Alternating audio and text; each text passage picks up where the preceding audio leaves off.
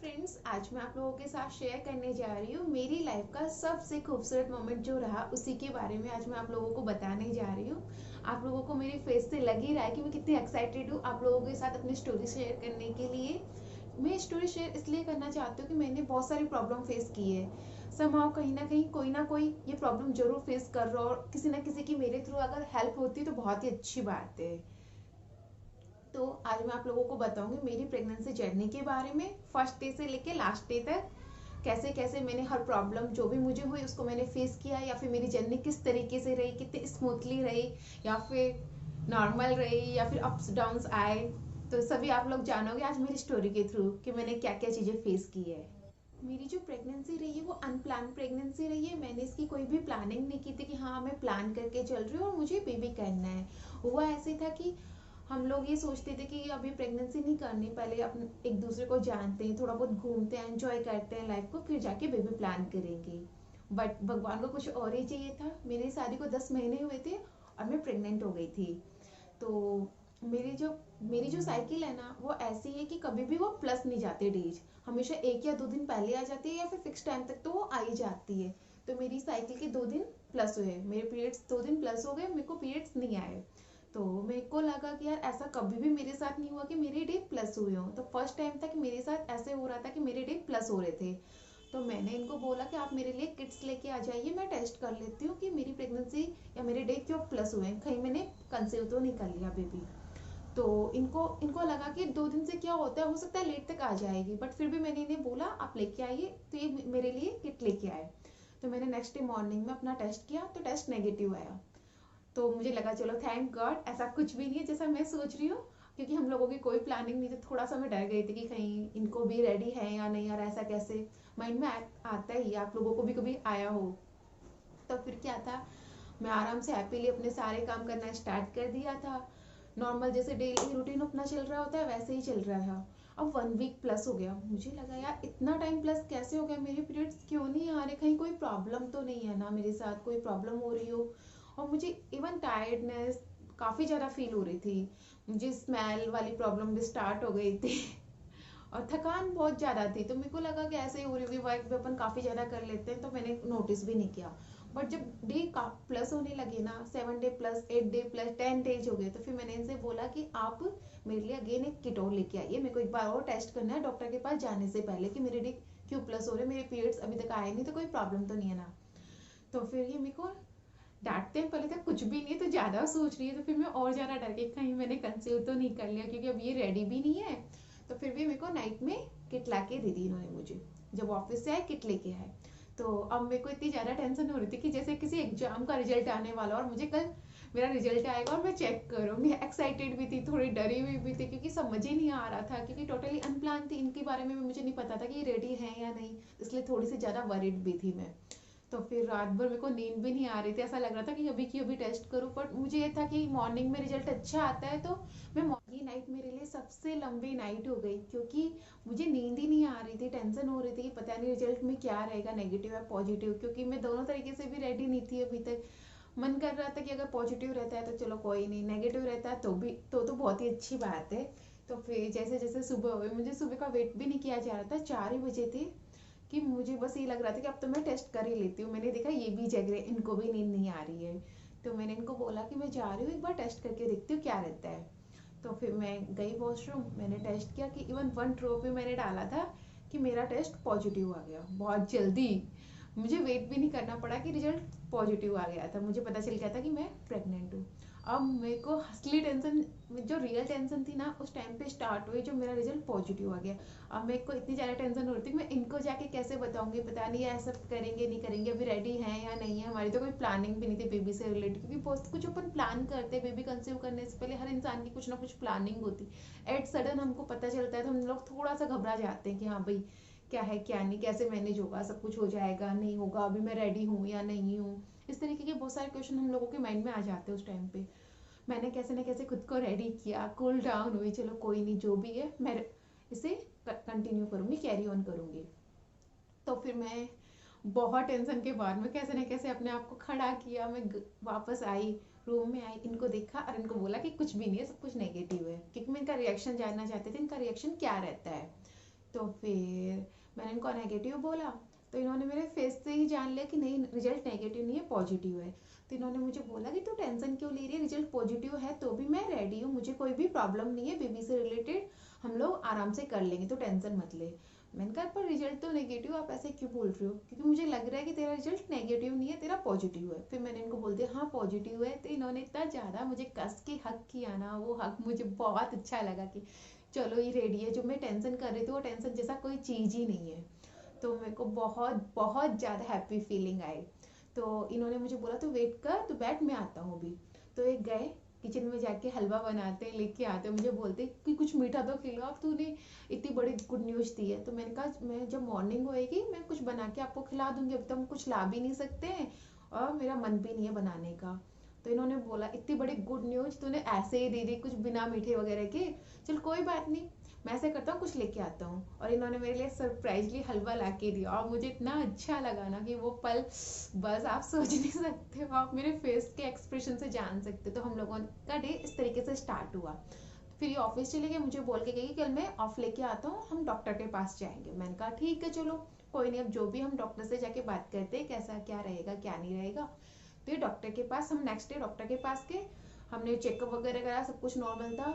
Doctor ने कहा, अब डॉक्टर ने कुछ टैबलेट वगैरह हमें लिख दी, जैसे फॉलिक एसिड होती है या फिर नोजिया वगैरह से रिलेटेड कोई भी प्रॉब्लम हो, वॉमिटिंग वगैरह की टैबलेट उन्होंने मुझे लिख दी, अगर ये प्रॉब्लम हो तो आप ये ले लेना। और फॉलिक एसिड तो हमें रेगुलर लेनी थी, 3 मंथ्स तक मैंने ली थी। उसके बाद में क्या हुआ कि मेरे जो, और फिर डॉक्टर ने मुझे ये बोला था कि 8 वीक बाद में आप आना, हम आपकी फर्स्ट अल्ट्रासाउंड करेंगे, उससे बेबी की हार्ट बीट के बारे में आइडिया लग जाएगा कि बेबी की हार्ट बीट क्या है, वो कितना ग्रोथ कर रहा है। तो उसके बाद में मैं 8 वीक पे जब डॉक्टर के पास गई, फर्स्ट अल्ट्रासाउंड मेरा हुआ, तो पता चला कि जो मेरा बेबी है उसकी ग्रोथ अभी स्लो हो रही है।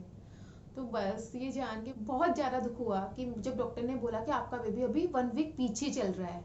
तो बस हम दोनों बहुत परेशान हो गए थे, समझ में नहीं आ रहा था कि बेबी के लिए क्या किया जाए, ये क्यों पीछे जा रहा है, मैं तो अपना ध्यान भी रख रही हूँ फिर भी ऐसी दिक्कत क्यों आ रही है। तो फिर इन्होंने मुझे बोला, डॉक्टर ने मुझे बोला कि हम ऐसे करते हैं, आपके बेबी के लिए इंजेक्शन मैं आपको बताती खोप करके इंजेक्शन है, उससे बेबी की ग्रोथ पे टाइम टू टाइम हो गया, आपके लिए कोई नुकसान भी नहीं, बेबी अच्छे से हो जाएगा, टाइम पे भी आ जाएगा, बस आपको आपका ध्यान रखना है। और इंजेक्शन हर वीकली लगाना है, 3 महीने तक आपका ये इंजेक्शन लगेगा, हर वीक टू वीक। मैंने डॉक्टर से तो कुछ नहीं कहा, जान के आगे कि ऐसा कोई इंजेक्शन है जो मुझे लगाना है और वीक में हर वीक वो मुझे लगेगा। फिर आने के बाद में हम लोगों ने काफ़ी डिस्कशन किया, डॉक्टर के बारे में पूछा, अलग डॉक्टर से पूछा, फ्रेंड्स वगैरह से पूछा, फैमिली से पूछा कि हमें अब क्या करना चाहिए। फिर लास्ट में जाके हमने एक कंक्लूजन निकाला कि डॉक्टर ने अगर हमें बोला है तो कुछ ना कुछ अच्छा ही होगा, तो हम रेडी है करने के लिए। तो हम रेडी हो गए, हर वीक मुझे इंजेक्शन लगना स्टार्ट हो गया था। शायद किसी ना किसी को भी इंजेक्शन लगा हो या लगे, तो कोई भी इसमें कोई भी साइड इफेक्ट नहीं है, मेरे लिए अच्छा सूट किया था। इवन मेरी बेबी की जो ग्रोथ थी वो भी टाइम टू टाइम अच्छी आई थी। जब मैंने 3 मंथ के बाद में अल्ट्रासाउंड कराई थी तो मेरा बेबी टाइम पे था, कोई भी प्रॉब्लम नहीं थी, ग्रोथ सब कुछ सही हो गया था। अब स्टार्ट करते हैं, जो मेरा फर्स्ट जो रहा ट्राइमेस्टर वो किस तरीके से रहा। मेरा फर्स्ट ट्राइमेस्टर इस तरीके से रहा कि मुझे काफ़ी सारी प्रॉब्लम स्टार्ट हो गई थी, जैसे मुझे वॉमिटिंग होती थी, मॉर्निंग सिकनेस की प्रॉब्लम थी, वॉमिटिंग इतनी ज़्यादा भी नहीं थी बट मुझे स्मेल के साथ वॉमिटिंग होती थी। अगर मुझे किसी चीज़ की स्मेल आ गई और मुझे किसी चीज़ को नहीं खाना और कोई मुझसे कहेगी ज़बरदस्ती करेगी खाना है अच्छा है, तो मुझे वॉमिटिंग हो जाती है उस केस में भी। तो हुआ वॉमिटिंग इस तरीके से होती थी और मुझे खाना नहीं बनाया जाता था, मुझे खाने में स्मेल आने लग गई थी। तो फिर स्मेल की जो मुझे प्रॉब्लम थी वो बहुत ज़्यादा थी। स्मेल मुझे आटे से आती थी, रोटी बनाने में आती थी, सब्जी में मुझे कोई स्मेल नहीं आती, आराम से मैं सब्जी बना सकती थी, सब्जी की कोई दिक्कत नहीं थी। तो मैं स्टार्टिंग में मैंने आराम से रेस्ट किया, क्योंकि डॉक्टर ने मुझे बोला था कि रेस्ट भी करो, वॉक भी करो, एक्टिव रहो, आप थोड़ा बहुत ध्यान में रखते हुए करना, क्योंकि फर्स्ट ट्राइमेस्टर आपके लिए थोड़ा रिस्की है, आपके बेबी की ग्रोथ स्लो चल रही है तो आपको आपका ध्यान रखना है। तो मैंने अच्छे से अपना ध्यान रखा, पूरी जो फर्स्ट ट्राइमेस्टर था अच्छे से खाया मैंने और अच्छे से अपने बेबी का ध्यान रखा। इस तरीके से मेरी प्रॉब्लम जो चल रही थी वो साइड में चल रही थी, कोई भी दिक्कत नहीं थी। मेरी 3 मंथ्स कंप्लीट हुए, यानी कि फर्स्ट ट्राइमेस्टर जब खत्म होने लगा, मैं खत्म हो गया तो मैं डॉक्टर के पास गई नेक्स्ट अल्ट्रासाउंड के लिए, जो 3 मंथ के बाद में होती है। तो जब मैं डॉक्टर के पास गई, मैंने अल्ट्रासाउंड हुआ तो पता चला कि मेरा बेबी की जो ग्रोथ है वो सही से हो रही है, अब मुझे कोई भी दिक्कत नहीं है, कोई भी प्रॉब्लम नहीं है, बेबी की पोजीशन वगैरह सब ठीक है। तो फिर मेरे को जान में जान आई कि चलो अच्छी बात है, जो जो मैंने मेहनत की उसका रिजल्ट मुझे मिला, मैंने अपना ध्यान रखा, तो चलो हो गया। अब स्टार्ट होता है सेकंड ट्राइमेस्टर। अब आते हैं मेरे सेकंड ट्राइमेस्टर के बारे में। मेरा सेकंड ट्राइमेस्टर था, तो मुझे लगा ये फेज तो सेकंड ट्राइमेस्टर वाला फेज नॉर्मल होता है, चलो सबसे अच्छा फेज है, अपन इसको काफ़ी अच्छा बनाएंगे। मैंने काफ़ी कुछ प्लानिंग कर ली थी कि हम कोई ट्रिप प्लान कर लेंगे छोटी मोटी आसपास की, थोड़ा सा घूम के आ जाएंगे, या फिर अच्छे अच्छे से सब शॉपिंग करूंगी बाबू के लिए या बेबी जो भी होगा, बाबू बेबी जो भी उसके लिए। तो मैं काफ़ी ज़्यादा एक्साइटेड थी। बट मेरे सेकेंड ट्राइमेस्टर में मुझे प्रॉब्लम फिर से होना स्टार्ट हो गई।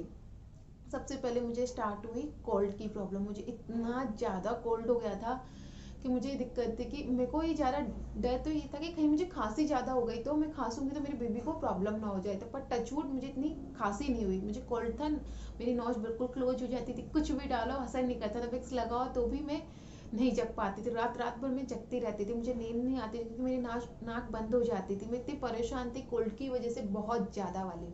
बट फिर भी मुझे डॉक्टर ने बोला था कि अगर आप ज़्यादा लगे आप नहीं कर सकते हो, अपनी बॉडी टॉलरेट नहीं कर पा रहे तो आप दवा ले सकते हो, ऐसा कुछ नहीं है। बट मुझे ये था कि नहीं, मेरे को अपने बेबी के लिए कोई भी दवा नहीं लेनी, क्या पता कौन सी दवा मेरे बेबी को साइड इफेक्ट भी कर जाए, क्योंकि अपना खुद का रिस्क होता है दवा लेने के लिए। डॉक्टर ने सिर्फ पैरासीटामोल ही मुझे एडवाइस की थी, इतनी ज़्यादा कुछ एडवाइस नहीं किया था। एंटीबायोटिक भी हमें इतनी ज़्यादा नहीं ले सकते उस वक्त। बट मुझे लगा कि नहीं, मुझे कोल्ड खुद से ठीक करनी है। तो मैं सिर्फ विक्स से है ना अपनी भाप लेती थी, गरम गरम पानी में भाप लेना स्टार्ट किया मैंने काफ़ी 2-3 बार दिन में जब भी मुझे दिक्कत होती भाप से। और मैंने थोड़ा सा सूप बना के अपने लिए पीती थी कि गरम गरम सूप थोड़ा सा पीऊँ, ज़्यादा भी नहीं, स्पाइसी वगैरह ज़्यादा नहीं, क्योंकि हम ज़्यादा भी गर्मी की चीज़ें नहीं ले सकते कि बेबी को प्रॉब्लम हो जाए। मेरा सेकेंड ट्राइमेस्टर था तो मैंने थोड़ा ध्यान में रखते हुए अपना सूप बनाती थी और भाप वगैरह लेती थी। मैंने कोई टैबलेट नहीं ली क्योंकि मैं जानती थी कि मुझे कुछ भी हो जाए, मुझे अपने बेबी को सेफली लेके आना है। अब मुझे जो भी सहना पड़े उसके लिए मैं सहन कर सकती हूँ। मेरे अंदर इतना स्टेमिना है कि मैं अपने बेबी के लिए कुछ भी कर जाऊंगी। शायद सब लोगों को यही लगता है कि अपने बेबी के लिए कोई भी दर्द छोटा ही होता है, हम सब कुछ सहन कर लेंगे क्योंकि जो हमको मिलेगा वो सब दर्द से ज़्यादा बेटर होगा। तो इस तरीके से मैंने अपनी कोल्ड को कैसे ना कैसे करके बड़ी मुश्किल से ख़त्म की। 1 वीक से भी ज़्यादा मेरी कोल्ड रही। फिर नॉर्मली चल रहे थे हम लोग, आराम से एंजॉय कर रहे थे। मेरे भाई बहन मेरे पास आ गए थे उस टाइम पे। मैं अपने घर का पूरा काम खुद करती थी, क्यों मेरे पास कोई मेड भी नहीं, तो मैंने लगाने के लिए भी मना कर दिया था। क्योंकि मेरा ये था कि जितनी ज़्यादा आप एक्टिव रहोगे ना प्रेगनेंसी में, उतना ज़्यादा आपके लिए डिलीवरी टाइम में बेस्ट रहेगा। तो मैं बहुत ज़्यादा एक्टिव रहती थी।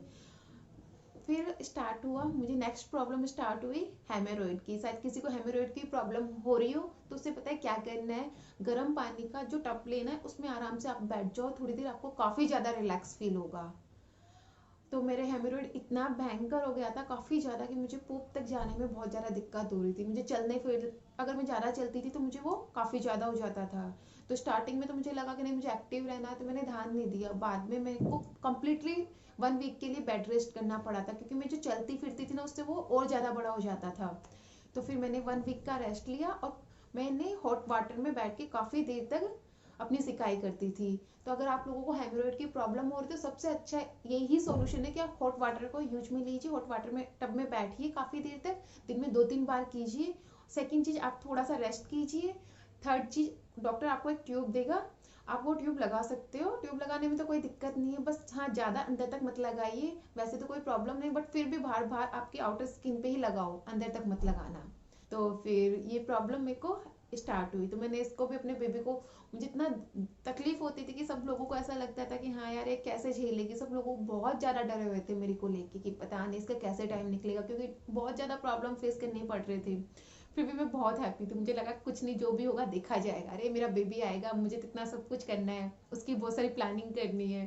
तो फिर ये जैसे जैसे इस प्रॉब्लम को मैंने नॉर्मल ले लिया था, क्योंकि यूज टू हो जाते हो कुछ टाइम बाद में आप उस दर्द के भी यूज टू हो जाते हो और प्रॉब्लम से भी यूज टू हो गई थी मैं। फिर मुझे नेक्स्ट चीज जो स्टार्ट हुई, तीत में ब्लीडिंग। मुझे ब्लीडिंग स्टार्ट हो गई थी, मेरे दांत, मेरे जो गम्स थे वो इतने वीक हो गए थे कि मुझे ब्लड आना स्टार्ट हो गया था। मैं केला भी खाती थी ना, अगर मैंने केला डायरेक्टली ऐसे खाया तो मुझे ब्लड आ जाता था। मैं डॉक्टर के पास गई, डॉक्टर ने मेरी तीत क्लीन वगैरह किए, दवा वगैरह दी लगाने वगैरह को। मैंने खाने की अपने स्टाइल चेंज की, थोड़ा वैसे खाने लगी। कोई नहीं, अब ये भी होना था जो हुआ, चलती रही। इस तरीके से मेरी प्रेगनेंसी चलती रही स्टेप बाय स्टेप। अब फिर मेरा स्टार्ट हुआ थर्ड ट्राइमेस्टर। ट्राइमेस्टर में काफी सारी प्रॉब्लम फेस करने के बाद में मैंने बस ये जान लिया था कि कुछ भी हो जाए मुझे पॉजिटिव रहना है, अपने बेबी के लिए अच्छा अच्छा सोचना है, अच्छा अच्छा करना है, इस टाइम को जितना मेमोरेबल बनाना है बनाना है। बस अच्छी अच्छी चीजें करना है, हर अच्छी अच्छी बुक्स रीड करनी है, अच्छा सा खाना है। मैंने अपने खाने पे ओवरऑल प्रेगनेंसी में इतना ज्यादा ध्यान दिया था कि बहुत ज्यादा, मैं बहुत हेल्दी खाना खाती थी, थोड़ा थोड़ा करके खाती थी, एक साथ नहीं खाती थी क्योंकि मेरे को एक साथ खाने से प्रॉब्लम हो रही थी। मैंने थोड़ा थोड़ा करके बहुत अच्छा हेल्दी खाना स्टार्ट किया। मैं फ्रूट्स बहुत ज्यादा लेती थी, मैंने फास्ट फूड को बहुत ज्यादा अवॉइड किया था। इवन सेकंड ट्राइमेस्टर तक मैंने बहुत कम फास्ट फूड खाया था। मैंने फास्ट फूड खाना स्टार्ट किया था लास्ट में जाके। हाँ, अब मेरे बेबी को इतना ज्यादा कोई टेंशन नहीं है, मैं खा सकती हूँ, अगर कोई प्रॉब्लम भी होगी तो मैं बेबी को डिलीवर करने के लिए रेडी हूँ, क्योंकि इतना ज्यादा न्यूट्रिशन हमारे बेबी को मिलता नहीं है फास्ट फूड से। सिर्फ हमारी जो क्रेविंग होती है वही शांत होती है। इस क्रेविंग को शांत करने के लिए मैं सिर्फ ये करती थी, फास्ट फूड जब भी खाती थी थोड़ा थोड़ा खाती थी, ज्यादा नहीं खाती थी, कि मेरी क्रेविंग भी खत्म हो सके। उसको लॉन्ग टाइम तक खाने की कोशिश करती थी कि छोटी सी चीज ज्यादा देर तक चले। और मैं ये बोलती थी अपने हस्बैंड को, आप भी मेरे साथ खाइए, जिससे 50-50 मैं खा सकूं, ज्यादा ना खा सकूं, क्योंकि मुझे ये था कि कहीं मेरे ज्यादा वेट गेन हो जाएगा, ज्यादा मैं आलतू फालतू चीजें खाऊंगी और बेबी को भी फायदा नहीं, फालतू वेट गेन करने का कोई फायदा नहीं है, क्योंकि वो भी हमको ही कम करना होता है इनका एंड में जाके। अब जो मेरा बेबी बम्प था वो बिल्कुल भी इतना ज्यादा दिखाई नहीं देता था। मैं थर्ड ट्राइमेस्टर में आ गई थी, कोई मुझे देख के ये नहीं कह सकता था मैं प्रेग्नेंट हूँ, ना आगे से ना पीछे से। आगे से मेरा हल्का फुल्का पेट था, उसे देख के आप ये कह सकते हो हाँ 5th-6 मंथ चल रहा होगा, इससे ज्यादा आप मुझे नहीं बोल सकते हो। मेरा जो बेबी बम्प दिखाई देने लगा था वो 8 मंथ के बाद में स्टार्ट हुआ था दिखना भी। तो तब तक मेरा बेबी बम्प कुछ भी नहीं था। इवन मैं जब फोटोशूट करवाना था तो मैं सोचती थी यार मेरा फोटोशूट का टाइम हो गया, मैं कब कराऊंगी, अभी तक मेरा बेबी बम्प तो आना ही शुरू नहीं हुआ। मैं घर में जब भी फोटो लेती थी मैं अपने पेट को ऊंचा कर करके फोटो लेती थी कि हाँ भाई मुझे कुछ तो दिखे। इनको तो काफी ज्यादा टेंशन थी कि हमारे बेबी का शायद वेट नहीं बढ़ रहा हो, इसलिए कि बेबी तेरा बेबी बम्प तो आया ही नहीं, ऐसा कैसे हो सकता है, लोगों का बम्प इतना ज्यादा दिखाई देने लग जाता है, तेरा थर्ड ट्राइमेस्टर आ गया अभी तक तेरा बम्प नहीं दिख रहा है। बहुत परेशान होती थी। इसलिए आप लोग भी अगर ऐसे परेशान हो कि हाँ वेट नहीं आया है, तो आप लोगों को परेशान नहीं हो रहा है, नॉर्मल है, आपका बेबी हेल्थी। क्योंकि हम लोग भी बहुत ज्यादा वरीड थे कि अल्ट्रासाउंड करवाएं करवाएं करवाएं, जिससे बेबी का वेट का आइडिया लग जाएगा, कब करनी है, कब डॉक्टर बोलेंगे। तो बहुत ज्यादा टेंशन थी क्योंकि बेबी को दिखता नहीं है, जैसा लगता है कि बेबी का वेट ही नहीं बढ़ रहा, बेबी का वेट कहीं 1 kg तो नहीं है, कहीं बहुत कम तो नहीं है। अभी तक थर्ड ट्राइमेस्टर होगा तो बेबी का वेट 2 kg के समथिंग हो जाना चाहिए, तो कहीं उसका कम है इसलिए बेबी बम्प नहीं। तो इसलिए इस तरीके की प्रॉब्लम हो आपको अगर हो रही हो तो बिल्कुल भी टेंशन नहीं करनी, नॉर्मल है, बेबी आपका हेल्दी होगा जैसे मेरा रहा था। मेरा बम्प बहुत लास्ट में आया था, उससे पहले कुछ भी नहीं था, और अल्ट्रासाउंड में वेट भी ठीक आ गया था, और बेबी का वेट भी, मेरा बेबी का वेट भी अच्छा हुआ था 3.3 kg, जो नॉर्मल है, नॉर्मल से भी ज्यादा सही है, जो मैं चाहती थी उतना ही हुआ था। अब स्टार्ट करते हैं। थर्ड ट्राइमेस्टर में आपको बहुत ज्यादा ध्यान रखना है, बहुत ज्यादा एक्टिव रहना है, जितना आप काम कर सकते हो आप अपना काम कीजिए, वॉक कीजिए, अच्छे से घूमिए फिरिए, बहुत अच्छी अच्छी शॉपिंग कीजिए आपके लिए, आपके बेबी के लिए, क्योंकि आप न्यू फेज में एंटर करने जा रहे हो। अभी कर लो, बाद में बहुत लॉन्ग टाइम तक ना आप शॉपिंग कर सकते हो ना घूम सकते हो, बहुत लॉन्ग टाइम तक आपके लिए ब्रेक लगी जाएगा। तो मैंने खूब सारे शॉपिंग करती थी, फोटो शूट कर रही थी अपने लिए खुद अपना। तो फिर उसके बाद मैं अच्छा अच्छा खा रही थी पी रही थी, बस मजे से। मेरा थर्ड फेज, जो फर्स्ट और सेकंड फेज था उससे थोड़ा बेटर था स्टार्टिंग का टाइम, जो 8 मंथ रहा था वो नॉर्मल चल रहा था। मैं 8 मंथ को काफी ज्यादा अच्छे से निकला था, मैं बहुत अच्छे से ध्यान रखा। इवन मेरे टाइम पे लूनर इक्लिप्स हुआ था, उस टाइम पे मैंने अपने बेबी का खुद का भी बहुत ज्यादा ध्यान रखा था। लूनर इक्लिप्स जो पड़ा था उस टाइम पे ऐसे बोलते कि रात में जगते रहो, कुछ भी ऐसा वैसा मत करो। मैं इन सब चीजों में इतना बिलीव नहीं करती, बट अपने बेबी पे जब भी बात आई मैंने उन सब चीजों को फॉलो किया। जो लूनर इक्लिप्स था मैंने उस टाइम पे कुछ भी नहीं किया, आराम से बैठी रही, जगी भी, क्योंकि रात का था, रात के टाइम में था, फिर भी मैं जगती रही। मैंने सोचा कोई बात नहीं यार, इतने इम्तिहान पास किए, इतना सा और सही, अब जगेंगे कुछ भी नहीं करेंगे, क्या फर्क पड़ता है, नहीं करेंगे तो भी। तो मैंने उस टाइम पे अच्छे से सारी चीजें मानी, माना कि साइंस ही नहीं मानता, बट अपने जो फैमिली वाले होते हैं, आसपास वाले लोग होते हैं, वो इनको फॉलो करते हैं, तो कोई बात नहीं है, क्या फर्क पड़ता है अगर हम इन्हें फॉलो भी कर ले। अगर आपको करना है तो आप कीजिए। मेरा ये था कि मैं अपनी बेबी के लिए कुछ भी कर सकती हूँ, बस मेरा बेबी सेफली आना चाहिए, उसे किसी भी तरह की कोई प्रॉब्लम ना हो, तो मैं उसके लिए कुछ भी करूंगी। तो फिर इस तरीके से हमारा फेज स्टार्ट हुआ, हम आगे आगे बढ़ते गए। हमने लास्ट में खूब अच्छी अच्छी फोटोशूट की थी मैंने बाहर जाके। फिर इसके बाद में मेरा टाइम आता है बेबी होने का। बेबी होने से पहले मेरे ड्यू डेट पास आती जा रही थी, बट मुझे पेन है ना जो होना स्टार्ट नहीं हुआ था, बिल्कुल भी पेन स्टार्ट नहीं था। मैं इतनी ज्यादा परेशान थी, लगता है कि मेरे को पेन नहीं आएंगे तो मैं क्या करूंगी क्या नहीं करूंगी। और मेरा लास्ट अल्ट्रासाउंड करना बाकी था, मैं लास्ट अल्ट्रासाउंड करने गई जब मेरा लास्ट अल्ट्रासाउंड हो रहा था तो मैंने देखा कि जो मेरी रिपोर्ट आई थी ना उसमें मेरा बेबी फिर से पीछे चलना स्टार्ट हो गया। जब वो पीछे जाना स्टार्ट हुआ मैं इतनी ज़्यादा परेशान थी, इतनी ज़्यादा घबरा गई थी कि मुझे लग रहा था मेरा बेबी फिर से पीछे जा रहा है, अब मैं क्या करूँगी। अब तो कोई मेरे पास कोई सॉल्यूशन भी नहीं और मेरी डॉक्टर भी उस टाइम पे अवेलेबल नहीं थी, वो नेक्स्ट डे आने वाली थी। तो मैं और ज़्यादा टेंशन में आ गई थी कि अब मेरे को क्या करूँ, मैं किस तरीके से सब कुछ मेंटेन करूँ। इवन मेरे को ये और जानने को मिला कि मेरे बेबी की गर्दन में नॉट है, नाल फंसी हुई है। मैं और ज़्यादा परेशान हो गई कि मुझे लगने लग गया था कि नोट है तो मेरा बेबी नॉर्मल तो मैं डिलीवर कर ही नहीं पाऊंगी, नोट की प्रॉब्लम, अब तो ऑपरेशन ही होगा, क्योंकि कुछ गलत इन्फॉर्मेशन भी हमारे पास होती है। मैं इतनी ज़्यादा परेशान, पहली चीज़ तो ग्रोथ स्लो है, मेरी जो डिलीवरी डेट आई थी बहुत ज़्यादा लेट आई थी, यानी कि मेरा अक्टूबर का टाइम था, नवंबर में आ रही थी। तो मैं इतनी ज़्यादा घबरा गई थी कि इतना ज़्यादा लेट, इतनी ज़्यादा कैसे ये सब कुछ, कैसे क्या होगा। रात भर मैं बहुत परेशान रही उस दिन। मैं वहां से तो आ गई, मैंने पापा मम्मी घर वालों से बात की, घर वाले बोलते तूने तो हमें शुरू से टेंशन दे रखी है। हंसने लगे, मुझे नॉर्मल करने की कोशिश करने लगे कि हाँ कुछ भी नहीं है, सब कुछ हो जाएगा। मेरी मम्मी ने कहा कि नोट तो बहुत होती है, बहुत बच्चों में होती, कोई टेंशन की बात नहीं, सबके नॉर्मल हो जाते, घबराए मत, तेरा भी नॉर्मल होगा।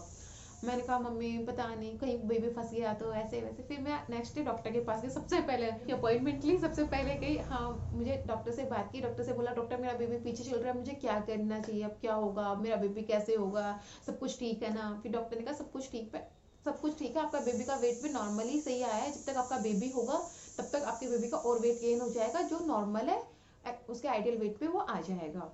तो फिर मैंने नॉर्मली हैप्पी हो गई। मैंने नोट के बारे में पूछा तो नोट के बारे में डॉक्टर ने बोला एक नोट है, कोई टेंशन की बात नहीं, नोट अगर बेबी की होती तो भी डिलीवरी में कोई भी प्रॉब्लम नहीं है, नॉर्मल डिलीवरी आपकी हो सकती है, बस आपको थ्रू आउट आपकी प्रेगनेंसी में एक्टिव रहना। अब जो आपका टाइम है उस टाइम पर वर्क कीजिए, एक्टिव रहिए, वॉक करिए, एक्सरसाइज कीजिए, आप अपना ध्यान रखिए और अपने बेबी का भी। मैं वहां से आ गई। अगर आपको भी लास्ट टाइम पे अल्ट्रासाउंड में ऐसा कुछ दिखाई दे तो डॉक्टर के पास जाने से पहले, अगर डॉक्टर नहीं हो और आप नहीं बता कर पाओ तो आप परेशान मत होना, सब कुछ नॉर्मल है। लास्ट टाइम में कई बार अपना बेबी जो होता है वो लेट भी शो हो जाता है, बट जो आपकी डिलीवरी होती है वो नॉर्मल टाइम पे ही होगी, जो टाइम आपको डॉक्टर ने दे रखा है। इसलिए आपको बिल्कुल परेशान नहीं होना मेरी तरह।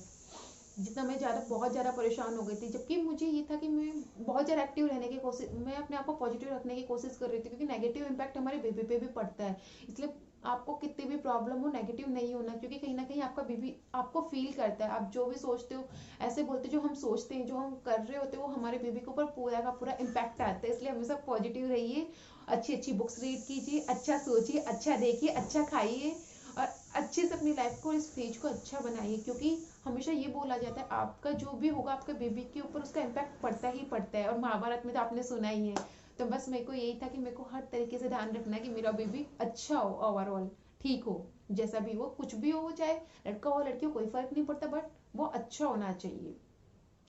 तो फिर मेरी ड्यू डेट नियर आ गई, मेरे को कोई पेन स्टार्ट नहीं हुआ। मैं परेशान थी कि मुझे पेन क्यों नहीं स्टार्ट हुआ।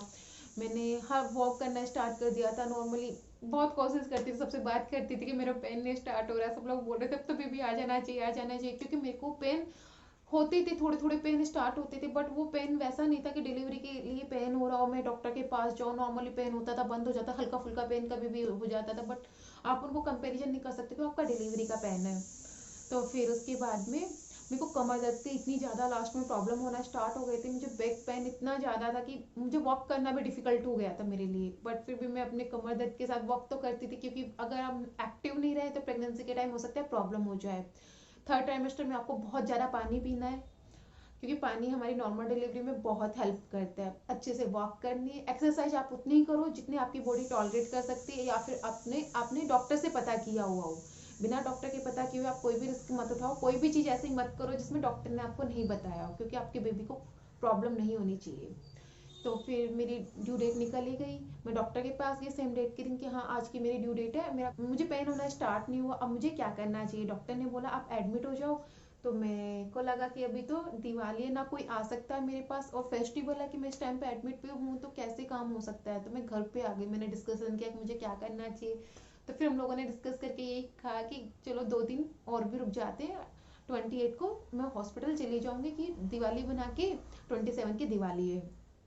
तो फिर मुझे डर भी लग रहा था कि डॉक्टर ने मुझे ये कहा था कि हो सकता है बेबी पेट में पोप कर देगा, तो हमारी गारंटी नहीं है, आपका रिस्क है तो आपको देखना है। तो मैं थोड़ी घबराई हुई भी थी, बट उस टाइम पे लोगों ने मुझे सजेस्ट किया कि नॉर्मल पेन आने के लिए आपको ये खाओ, ये पियो, तो मैं भी उन लोगों की बात में आ गई, क्योंकि अपन को ये रहता है लास्ट टाइम में तो ले लेते हैं, अगर पेन आएगा तो ठीक, नहीं कोई प्रॉब्लम होगी तो बेबी तो हो ही जाएगा इस टाइम पे, कोई दिक्कत की बात नहीं। तो मैंने बहुत ज़्यादा पाइनएप्पल लिया, इतना ज़्यादा पाइनएप्पल खाया था, बहुत ज़्यादा वाला, मेरी जीभ भी मुझे जवाब दे चुकी थी कि अब मत खा। बट मैंने खाया कि कैसे भी मेरे को पेन आना स्टार्ट हो, क्योंकि हमें थोड़ा ये रहता है ना इंट्यूज पेन कैसे होगा, कितना ज़्यादा होगा, होगा नहीं होगा, उससे बेबी नेचुरली आ जाए तो सब कुछ बहुत अच्छी बात है, बहुत सारी हमारे माइंड में होता है। तो फिर ऐसे ही मैंने बहुत ज़्यादा वॉक की, सीढ़ियाँ चढ़ रही थी, उतर रही थी, इतनी ज़्यादा चढ़ती, इतना ज़्यादा चढ़ना उतरना कर दिया था कि मैं इतनी, मेरी बॉडी सहन नहीं कर पा रही थी, मैंने अपनी बॉडी से ज़्यादा एफर्ट्स किए। मैंने ज़्यादा घी लिया लास्ट में जाके, मैंने घी मतलब खाने में डाल के खा रहे थे कि हाँ भाई मेरे को पेन आ जाए कैसे भी, जो भी जिन्होंने जो भी बताया मैंने वो सब चीज़ें की।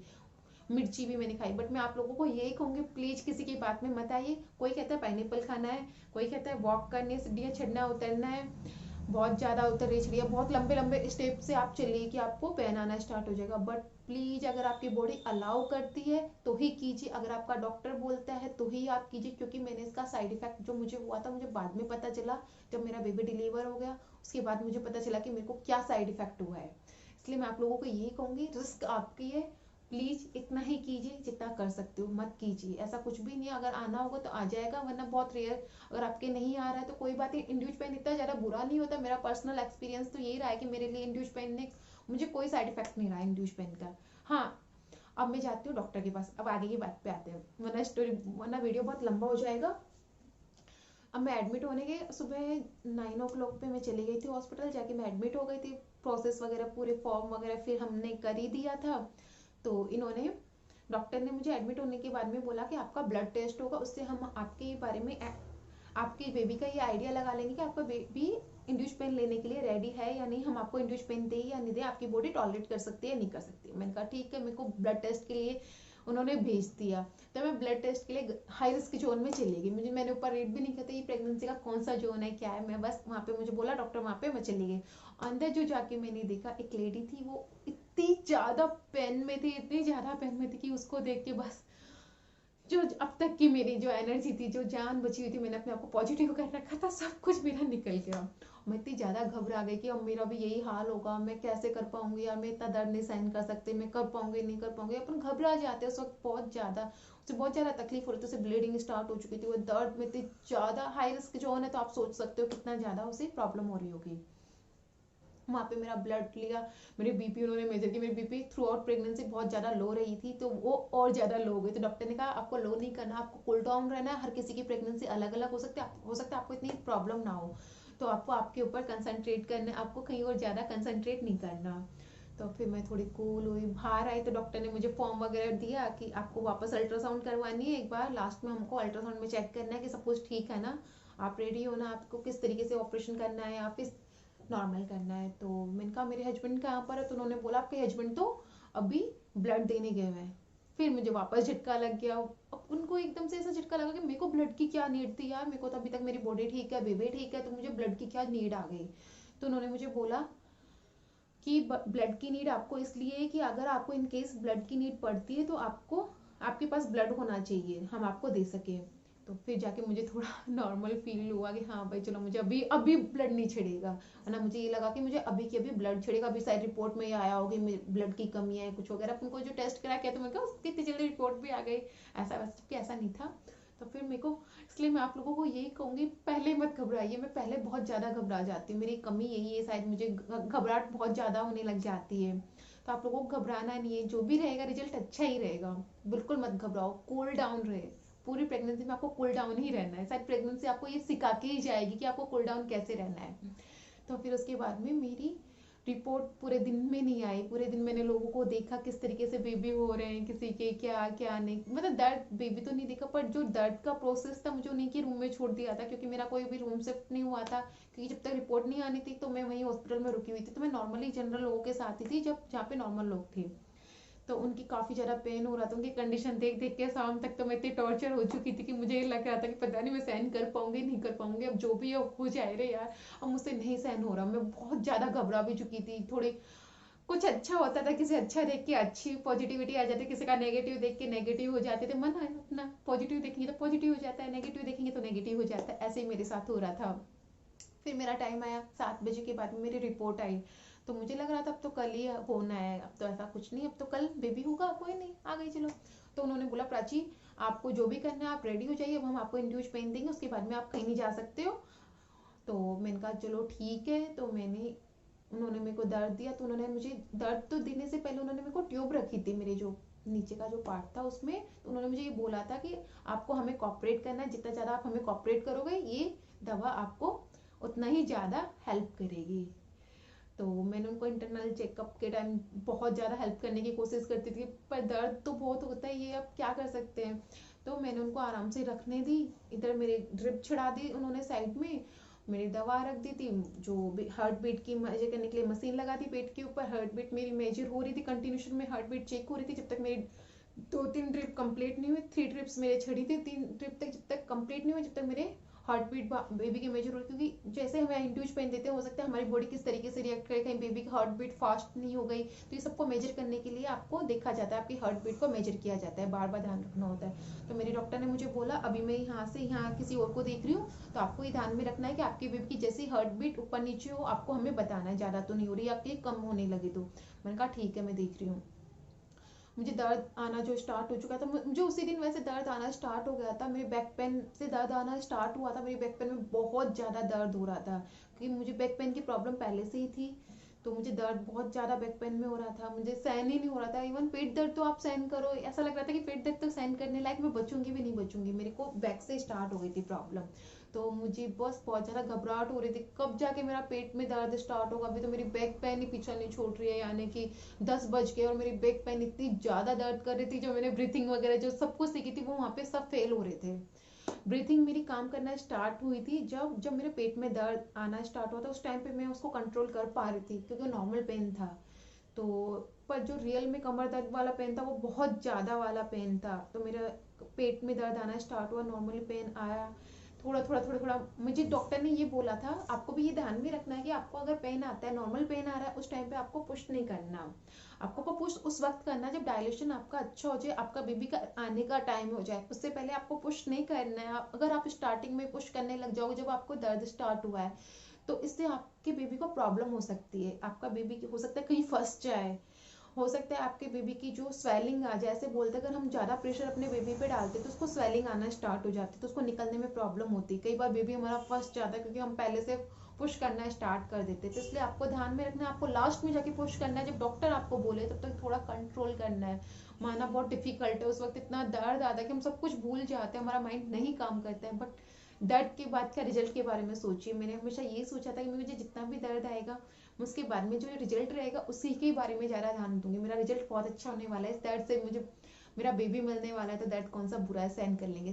तो फिर मेरे 10 बज गए, तो फिर 10 बज गए थे, मेरा पेन अभी तक बैक में ही चल रहा था, पेट में बहुत हल्के हल्के पेन आना स्टार्ट हो रहे थे, तो मुझे लग रहा था कि आज तो मेरा बेबी नहीं होने वाला, क्योंकि मेरे पेट में पेन अभी स्टार्ट ही नहीं हुआ, कितना डायल्यूट होगा अभी तो मुझे यही नहीं पता कि मेरा डायल्यूट कितने सेंटीमीटर तक हो चुका है। तो कुछ भी नहीं था, 10 तक तो पता नहीं कब पहुंचेगा, मुझे तो अभी 1-2 का भी नहीं आइडिया। तो फिर मेरे को बहुत ज़्यादा टेंशन भी हो रही थी क्योंकि दर्द बिल्कुल सहन नहीं हो रहे थे, बस ऐसा लग रहा था ऐसे टाइट पकड़ पकड़ के मैं बेड को अपना दर्द सहन करने की कोशिश कर रही थी। मेरे साथ कोई भी नहीं था क्योंकि हमारे वहाँ अलाउ नहीं था किसी को भी लेके जाना, तो मैं अकेली ही थी। तो मैं दर्द सहन कर रही थी, बहुत भयंकर हालत ख़राब थी। फिर जब मेरा टाइम जैसे जैसे मेरे को पेट में दर्द आना स्टार्ट हुआ, धीरे धीरे धीरे मुझे पेट में दर्द आना स्टार्ट हो गया था 10:30 के बाद में।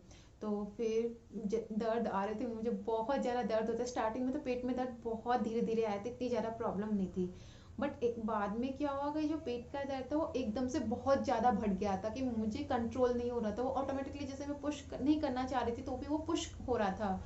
तो मेरी डॉक्टर मुझे बार बार चेक कर रही थी, पर डॉक्टर से मैंने बोला भी डॉक्टर मेरे अभी मुझे दर्द हो रहा है, तो दर्द डॉक्टर बोलती कि दर्द तो होगा ही होगा, उन्होंने नॉर्मली लिया, क्योंकि मैं भी समझ सकती हूँ नॉर्मली लेते हैं क्योंकि उस वक्त दर्द तो नेचुरल है, हमारे होता ही है।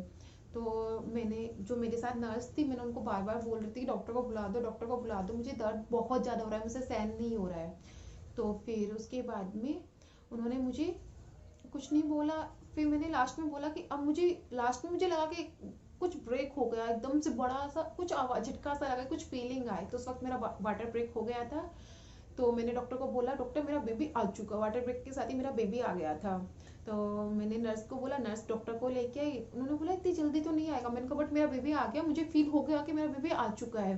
तो वो डॉक्टर आए, डॉक्टर ने देखा बेबी का हेड आ चुका था, तो उस वक्त मुझे पुश करने के लिए बोला गया, टच वुड।